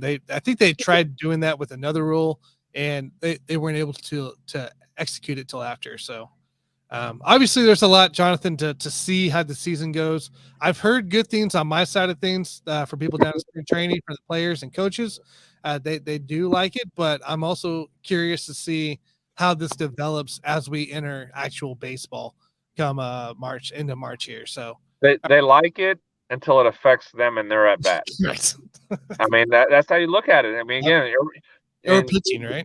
Brian Snitker was said the same thing. I guess, well, hey, I guess this is something that it's a rule, and I guess it's something that we're just gonna have to. If it hadn't happened to Jonathan's Braves, he wouldn't give a shit. But because it happened to his Braves, that's where he had to take offense to it. Well, no, because it happened against the Red Sox too. The Red Sox player, a Red Sox player, got burned by it as well. And I saw it again. LSU benefited in college baseball for that in the ball game. I just let them play. Let the boys play. Let the game be called by the players. Don't give the umpires. We always talk about don't let the umpire control the game. You as a batter, you control the zone. You control what happens from there. Don't let the umpire make the decision for you. Now you have no choice. The umpire's going to make the decision. What he wants us to do, or wants the players to do, is control the game. Which, do we really want Angel Hernandez and CB Buckner to make these calls?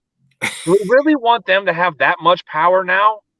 That's true. You're giving the power to the wrong motherfuckers. That's for sure. Gosh.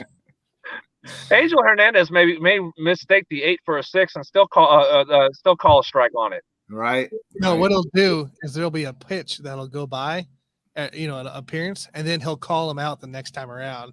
Oh, by the way, you went over 8 seconds last time. You're out. we'll have the official in the Chiefs and Bengals game where he runs on, waves his arms, and then lets the play happen and go, oh wait, I had a penalty here.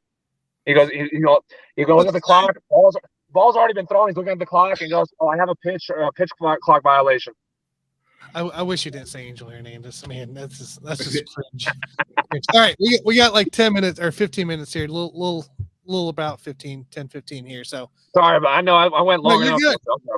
Yeah, you said you wanted to go off. I mean, I'm all in for a good discussion like that. We'll obviously be talking. This is obviously a later subject for our shows here, as we do every Monday night.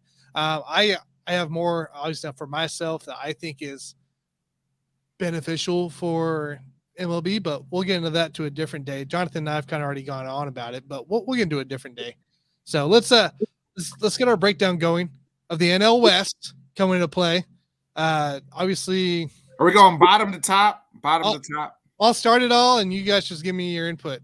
So, bottom. Okay. Bottom top. So, all right, guys. No, I thought we were giving our rankings, like who we got, but. Oh no, we're just going to talk about just a little bit about each team. And okay. I was coming in prepared to give my predictions. That's what I was trying to do. Jonathan, obviously Nick didn't watch our show last week, so this already proves it right there. Right. I thought that's what we was going to do. Y'all waited for me this week. That's why. That's what it is. All right, guys, let's get into it here. Let's start with our first team here. Colorado Rockies finishing at the bottom of the NL West. 68-94, finished 3-7 the last 10, differential of minus 175. Not quite the worst, because we knew that last week from the Tigers. Looking into play here, their additions, they added pitcher Fernando Abad, pitcher Brent Suter, pitcher Jose Urena, third base Nolan Jones, but they lost shortstop Jose Iglesias, pitcher Chad Kuhl, pitcher Carlos Estevas, pitcher Alex Colom, and outfielder Sam Hillard for this team here. You know what, Nick? I'll let you start off. What are we thinking here of this Rockies team? You just listed a bunch of who? The hell did they add players? Because I ain't never heard of. They add one single good piece. I got them dead last again in this division. That's what you get, Chris Bryant. So I mean, that's up to Chris Bryant. Can he stay healthy enough to keep this team relevant? No. Man, that's what you get, Chris. Sorry, KB. Used to love you once at one point in time. I got them dead last. I mean, this division's. I mean, they got two really good teams, two middle-esque teams, and then the bottom feeder here. Fair. Jonathan, what's your thoughts here on this call? Yeah, I agree. I think the Rockies, they're full rebuild and with a loaded division, and this division is loaded with teams that are at the top, that are the Dodgers, Padres at the top, improving team like the Diamondbacks. The Giants are still a good team. I think this division is too loaded for the Rockies to really improve on what they are, and they're just a rebuilding team that. They spent some money on certain players, but they've lost a lot of talent where they kind of needed it, and I just don't think they don't have the skill set, the talent to really compete, nor the depth to be able to compete, and it's gonna be really tough in Denver to really look at it and say that you're gonna challenge, Diamondbacks and Giants, let alone the Padres and Dodgers in this division. They're leaps and bounds behind the rest of those teams, and I just think that they're going to be, as you said, they're going to be falling behind. They may finish with a worse record than what they had last year. I kind of see they're going to lose a few more games, and they're probably, around 62 to 65 games is probably where they're going to finish around. Look at the trade deadline. That's when they'll make their biggest moves, because they're going to be trading veterans like Randall Grichuk, maybe Charlie Blackmon, and CJ Cron. A couple of those guys I could see going different places at the trade deadline. Yeah, I agree here. It's just going to be a bad team. This is going to definitely be one of the worst teams in the league. Losing a guy, such as Jose Iglesias for shortstop, it's just, it kind of kills your offense anyways, as it is. You brought in a bunch of pitchers, but they're not effective pitchers. Like Brent Suter is going to be good, I think, for this team, but that's a relief pitcher. That's not your starting guys. That's not your guys leading all the way, the charge here. You can only use Suter for so much, so this team isn't going to be very good at all. I don't think so for the Rockies. You know what, Nick? I'll start with you. What's your record? What's your wins prediction for this team? Shit, I wasn't prepared for that. I was just prepared to tell you they were going to finish dead last. He didn't watch the show at all. You heard 10 minutes. You heard 10 minutes worth of me talking hockey at first and said screw it. I did. I was like, I ain't watching that shit.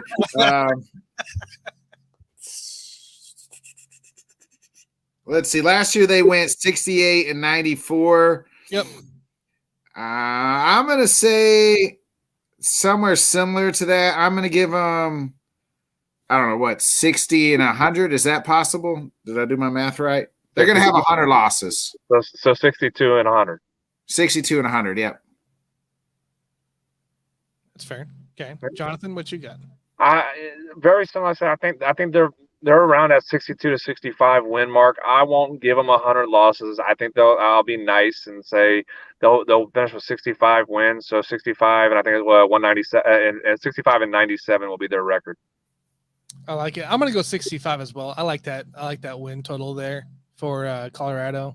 Obviously, not a very good roster. Not worse than the A's, but definitely not a good roster at all. Lots of moves to be made at trade deadline for them to grow, maybe on picks and some other guys. So I agree, guys. So all right, let's do it. And I here get my work for once. There it goes. Okay. So next up, Arizona Diamondbacks, 74-88 last year, minus 38 differential, 4-6 the last 10. Their additions, they picked up pitcher Miguel Castro, pitcher Scott McGough, center field Kyle Lewis from a trade, from trading Cooper Hummel, third base Ivan Longoria, pitcher Zach Davies, and outfielder Lourdes Gurriel Jr. They actually picked up because they had Davies last year and they ended up picking him up again after releasing him in that part. The subtractions, the releases is pitcher Caleb Smith, pitcher Ian Kennedy, which old guy, right? Outfielder Stone Garrett, outfielder Cooper Hummel, and outfielder Jordan LeBlanc on this here. So, Jonathan, we'll start with you here. What do you think about this Diamondbacks team for this year? I think they're heading in the right direction. I think this is going to be a group that is going to be a little bit more competitive. They got a lot of young talent, and they're kind of looking at it and saying, if not this year, 2024, we really start making our move in this division. They're going to be an improved team. Are they going to be a contender for this division this year in 2023? No, they're not there yet. But there's a lot of promise in that roster. There's a lot of promise in the line, and they spend a little bit of money too. They're spending a little bit of money in Arizona now as well. So they're kind of building something that not today, but here pretty soon they're going to be a competitive team in this division. So I'm very high on Arizona right now. I'm buying high on them that they can be competitive.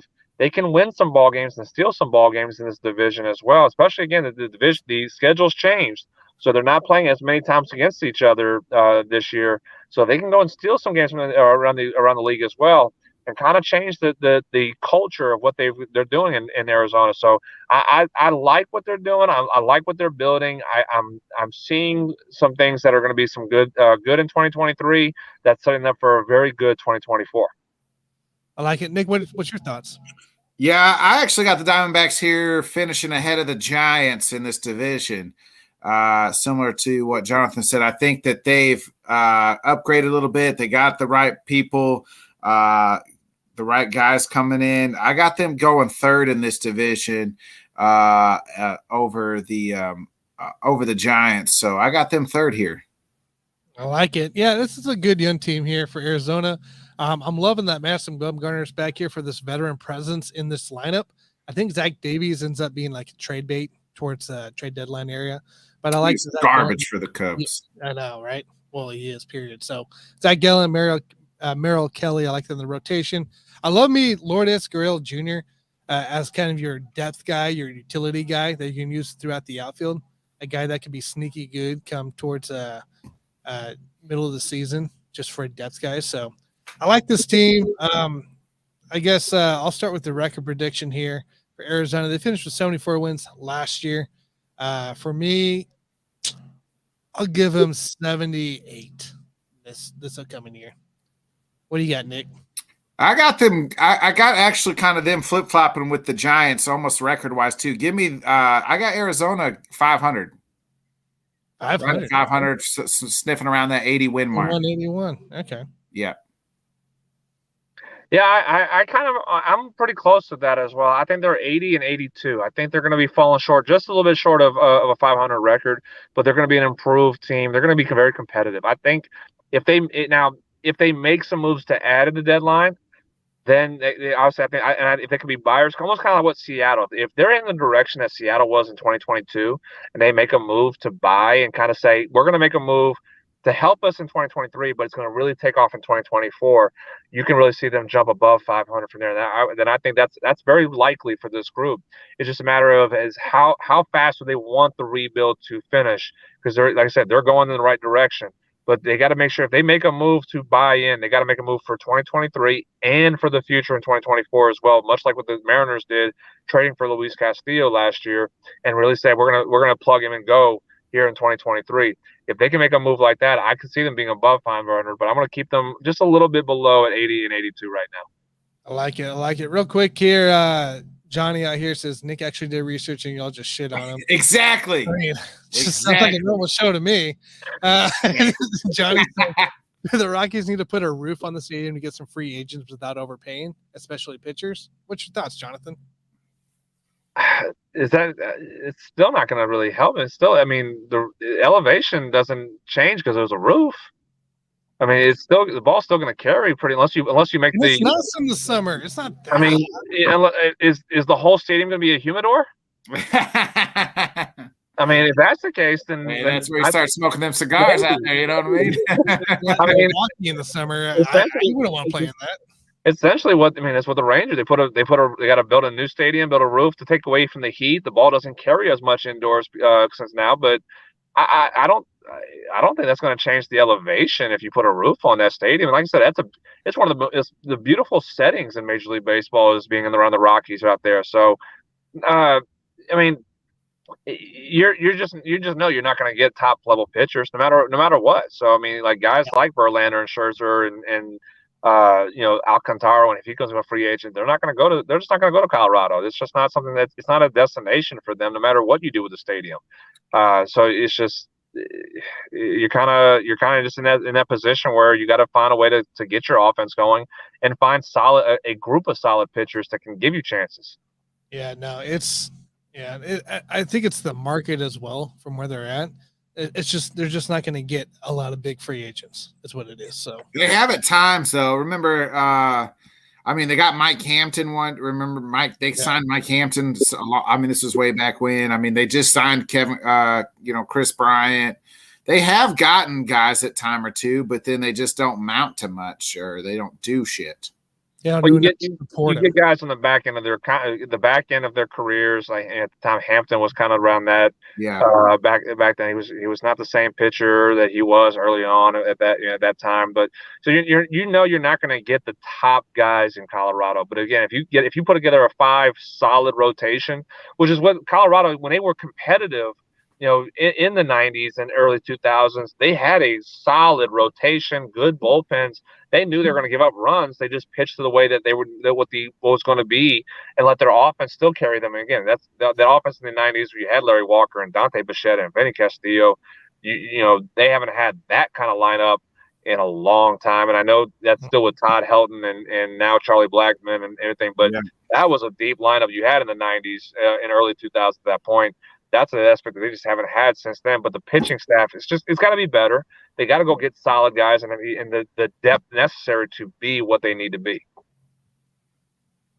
He says they have to overpay or older players. Yeah, that's just what it is. It's kind of market it is for Colorado. So, all right, let's get back into it here. A team I thought was very disappointing in their finish. San Francisco, 81-81, 500 team here. Finished 7-3 their last 10, 19 positive differential for them. They add where are you at? There you go, Giants. Adds outfielder Mitch Haniger, pitcher Ross Stripling, pitcher Sean Manaea, Jock Peterson, DH, outfielder Michael Conforto, outfielder Mitch Haniger. I already said that. No, I didn't. Yeah, I did. Nice. Subs, pitcher Carlos Rodon on the subtractions, pitcher Carlos Rodon. First base, Brandon Belt. Third base, Evan Longoria. Jarlin Garcia, Jose Olivares, and Willie Calhoun. Obviously, they lost. That Carlos Rodon one, I think, is the biggest hit of it all for this team, for this Giants team. But I guess, Jonathan, we'll start with you this time here. What's your thoughts on this Giants team? Well, don't forget, you forgot one person on both lists of the add and subtract, and that was Carlos Correa. And Aaron Judge, right? Like that. And Aaron Judge. I was like, I'm not adding that guy in. So, you could have put him on both of those lists. But, I think they're going to be better offensively. Again, losing Rodon in that rotation absolutely hurts. Manea's not bad. Sean Manaea's not bad. That's a good guy. It's a good piece to add. But is Manaea going to be a number one guy for you that can go and just win you a game? Or if you're having aces are supposed to be the guy that keeps a win streak going or ends the losing streak. Is Manaea going to be that guy for you in San Francisco? And that's to be determined right now. He's had some good moments. He's had some highs. He's had some lows in recent years. But is he going to be that number one that you need? Rodon developed himself into that number one guy. And has pitched really well the last couple of years for San Francisco. So that's a big loss that you take away from that rotation.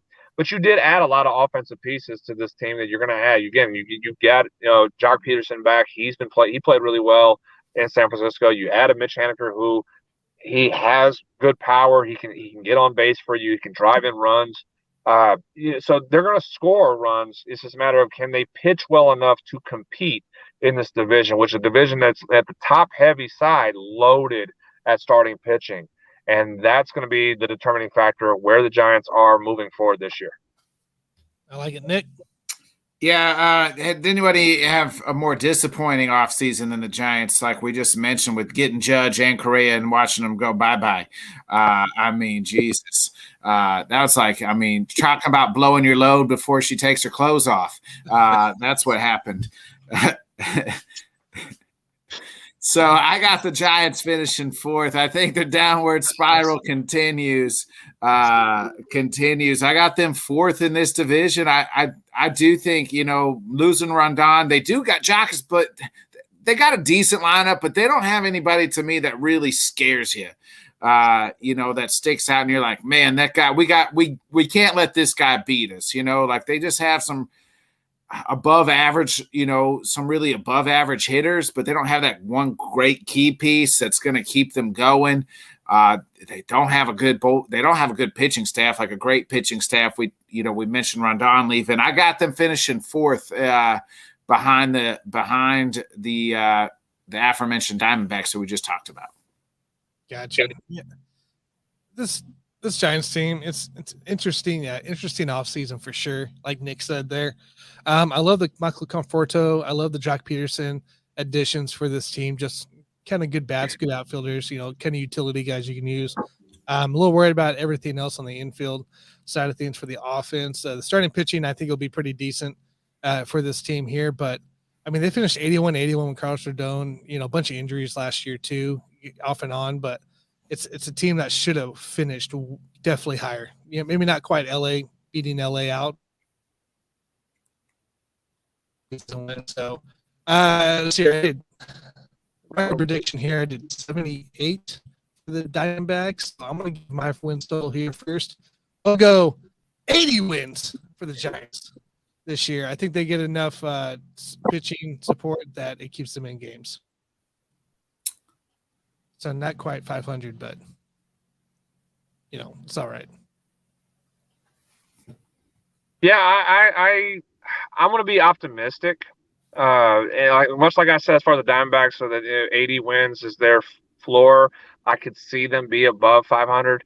I'm going to have them the Giants at 500, 81, but I could see them be below 500. I think that I kind of agree what Nick's saying that they could be below the Diamondbacks when it's all said and done.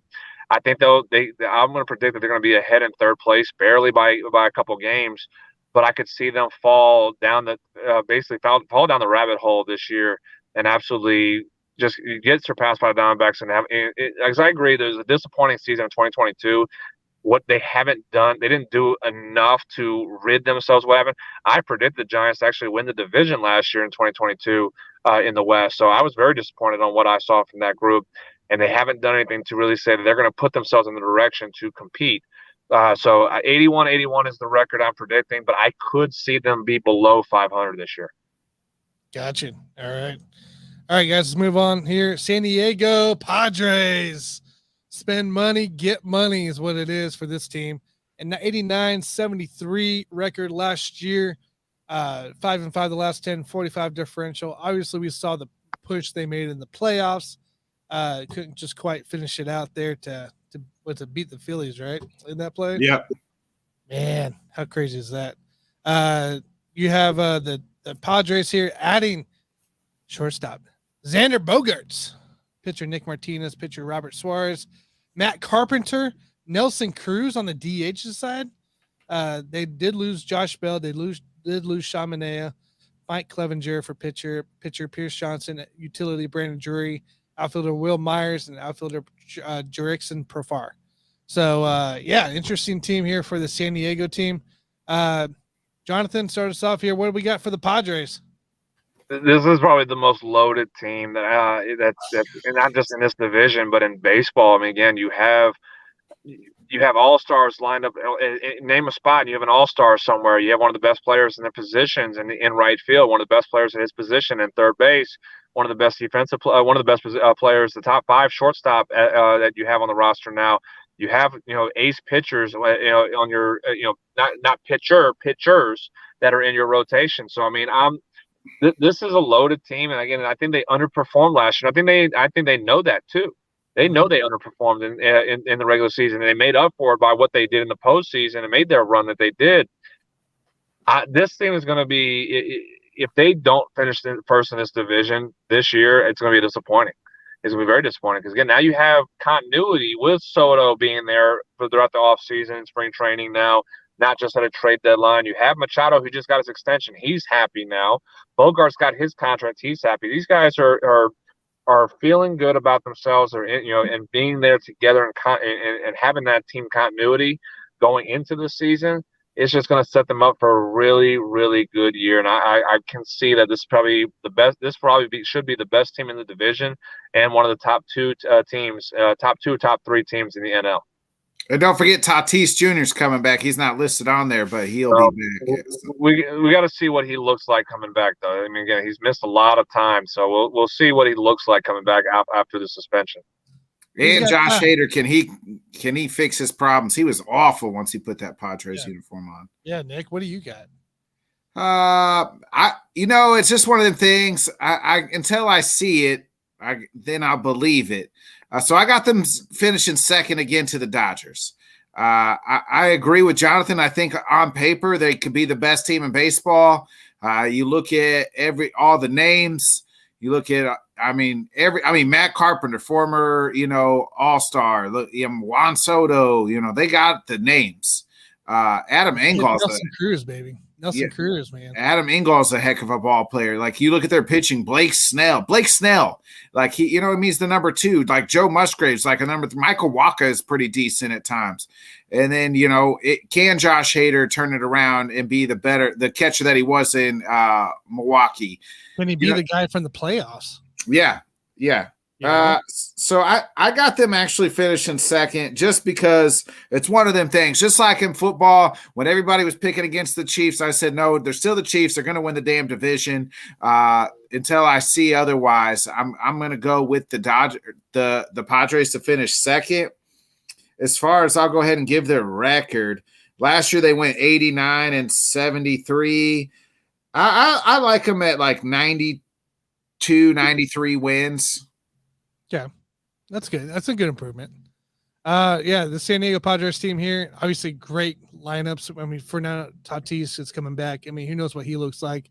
If he's anything remotely close to what he was beforehand, it's going to be a vicious team. Move him to the outfield. You got to keep Matt Carpenter and Nelson Cruz healthy enough to be able to DH and come in. Nelson Cruz, he might be 41, 42, and he's still out here hitting bombs for teams. Like, it's ridiculous. Nick said too, if Josh Hader's anything remotely close to what he was in the playoffs, even if he starts this team like he did with the Brewers, like, this team is dangerous. This team can keep going. So I love the pitching staff. I love the relief pitching. I think it's one of the best in the league. I think this team in general is one of the best in the league. I will buy the hype. I'm not giving my record prediction until we do the Dodgers. So we'll do the Dodgers next year. Jonathan, did you give your record prediction? I have not. No, and this should probably give you an indication of what I think. I think Padres will finish with 100 wins. I think they'll be at 101 wins. They'll be at 101-61 to finish out 2023. I like it here. All right, guys, we'll do our final team here, and then I'll give my prediction for the winner here. All right, LA Dodgers. Talking about a disappointing postseason. LA Dodgers. That's the Dodgers for you, though. 111-51, which is a stupid record. 6-4 their last 10. 334 positive differential for this team. This is ridiculous. Their ads in the offseason, they added pitcher Noah Syndergaard, DH JD Martinez, pitcher JP Fireizan. I think I said it right. I don't know. Pitcher Shelby Miller, infielder Miguel Rojas, outfielder Jason Hayward. That don't mean nothing. You love that guy, right? But you might as well say they added Jonathan Grishman, Nick Bodkins, and Tanner. I mean, with Jason Hayward. Lord. So they did lose. Here's where the big news comes into play. Shortstop Trey Turner. Center fielder Cody Bellinger. Third base Justin Turner. Outfielder Joey Gallo, maybe. Pitcher Tyler Anderson, pitcher Andrew Heaney, pitcher Craig Kimball, pitcher David Price, pitcher Tommy Cal, pitcher Chris Martin, pitcher. Seems like they lost a lot of pitching here in the play. So let's bring them up here for their roster. Nick, we'll start with you here for this Dodgers team. What do you got? I know you said that they lost a lot of pitchers. Some of those guys were past their prime, like David Price and those guys. That some of those guys don't matter. I think losing Trey Turner is going to hurt a little bit, obviously. But they're the freaking Dodgers.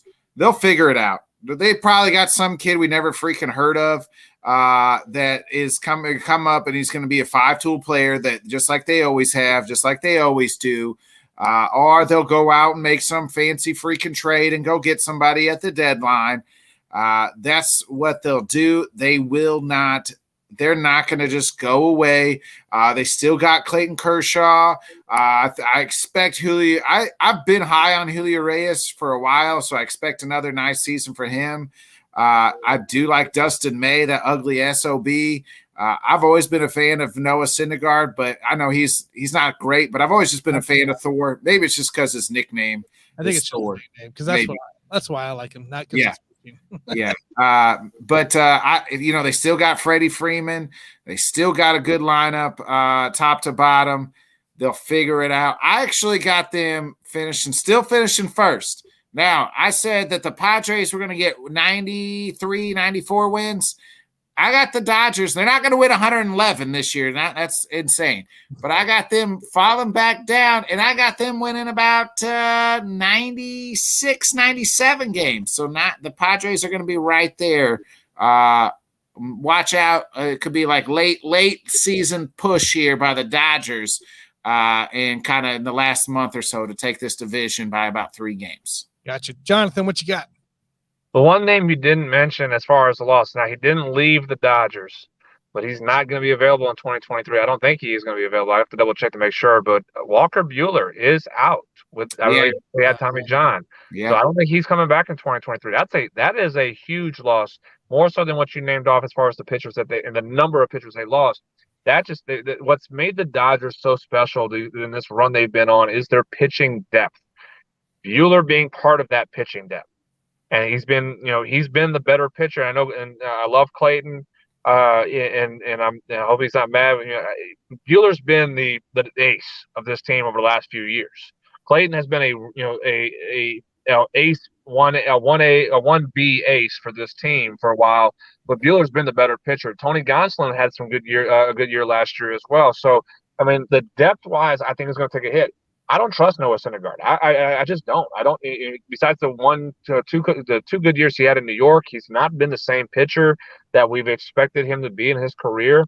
I don't trust him to be even a number 5 at this point, compared to what the Dodgers have had in their last 4 or 5 years. That's a huge hit not having Buehler, because again, Dustin May should be the number 5. He's going to have to be the number 4, but not the number 3 if Gonsolin can stay healthy. If he doesn't stay healthy, because he had injury issues as well in the second half of the Dodgers, that means everybody moves up one spot. So Walker Buehler being out absolutely hurts this team's depth in the pitching rotation. And that's something that we just talked about with the Padres. They're loaded pitching. And pitching wins. No matter what you do on offense, pitching does win. So I think that's a concern. If you're the Dodgers, a Dodgers fan, or you're part of the Dodgers, you're concerned about what this pitching staff is going to actually look like. Can Dustin May take the next step in his development and be that stud pitcher number 4 that just increases the depth of this team and makes them that much better? Is Tony Gonsolin going to be able to repeat 2022 and this year in 2023? Can Clayton stay healthy this year as well? That there's so many question marks in this team in the pitching staff that we've not heard about or not asked in years past with the Dodgers. So I think that's something that's going to take into consideration how far this team can go in the regular season and really compete with the Padres, and even in the October with pitching is the next level. Do they have enough? And that was a question we asked in the postseason. Is their pitching staff going to be enough to carry them to the World Series again? And the answer to that question was no in 2022 in October. That is going to repeat this season in the regular season in 2023.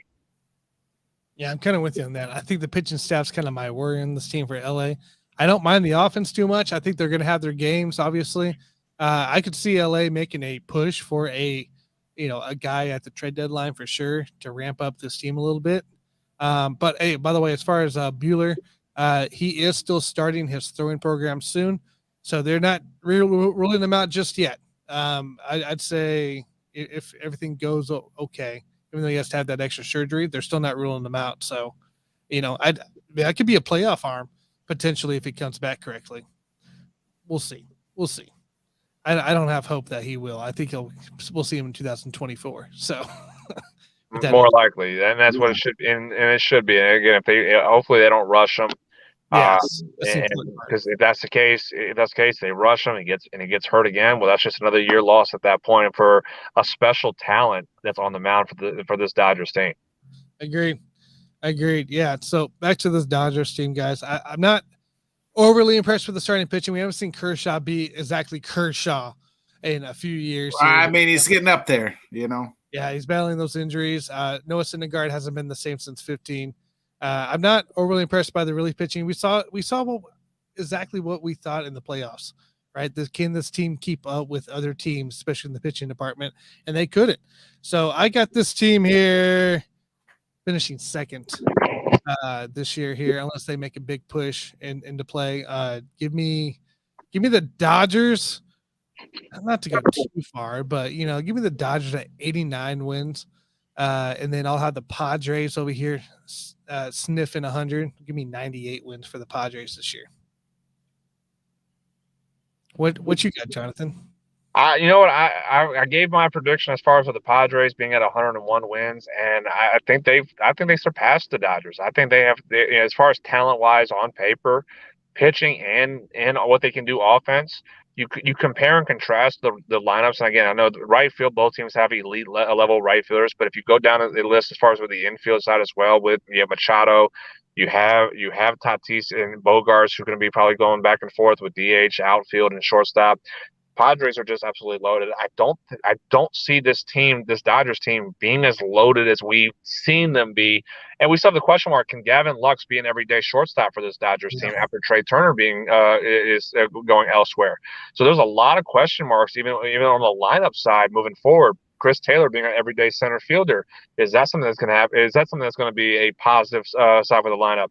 I'm going to go with 92 wins. I think they're going to take a big step back. Obviously, again, I don't think anybody was going to predict them to say 111 again, but I think they're going to fall short of the Padres by a lot of almost double digit games. They'll fall down to 92 wins. I like it. All right, Jonathan. Any cool tournaments coming up this week or any off season stuff? We are officially on for our season. We had our, like I said, we had our last scrimmage this past weekend. We finished it off with a good old-fashioned Louisiana Crawfish Bowl. But the entire organization was so cool seeing, 60, 70 of our kids coming together and watching games, watching the girls play. Our baseball team actually came out and watched the girls play. And we kicked off our regular season. We are finally a go. We have our first tournament this weekend with one of our younger 14U team. Our season is go. I'm excited. The weather's getting warmer now down here, even though it was a little chilly for me tonight. It's 64 degrees and I was kind of cold. Don't hate me, guys. I know you Northerners are going to probably you're going to say 64 degrees and you're cold. Don't hate me on that, but the weather's getting nice. We're heading that side for spring, and like I said, our season's around the corner now. This week we have our first tournament, and I am excited to be next weekend. Next weekend's my busy. I got 4 teams in action next weekend, so I'm going to be all over the place in DFW, watching all my kids on the softball and baseball side play. But we got games going on this weekend. I'm excited for it. Yeah, that's what I like to hear. Let's get them started. Hey, good luck, Jonathan. Yeah, I appreciate it, guys. We'll catch you next week here. Next week, we'll talk World Baseball Classic as that approaches. Yeah, that's going to be fun. I'm excited for that to start back up. Yep, so that starts the 8th. So, we'll be talking about that next week. So, sounds good. I'm looking forward to it. All right, Jonathan, we appreciate you. We'll talk to you next week, man. Thank you. I appreciate it, guys. Have a good one. You too, man. Jonathan Grishman. All right, Nick, what you got coming up here?